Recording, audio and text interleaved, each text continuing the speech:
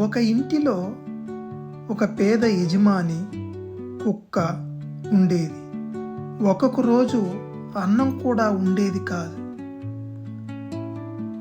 యజమాని తను తినకపోయినా తన కుక్కకు మాత్రం ముందుగా అన్నం పెట్టేవాడు. కుక్క అదే విశ్వాసముతో పగలనక రాత్రనక ఇంటికి కాపలా కాసేది. ఒకరోజు అనుకోకుండా దొంగలు వచ్చారు.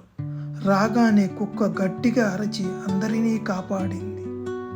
యజమాని సంతోషముతో ఒక పక్క బాధతో, నాకు అన్నం లేకపోయినా నీకు అన్నం పెట్టి చూసుకున్నాను, అదే విశ్వాసంతో ఈరోజు నా ప్రాణాలను కాపాడేవు.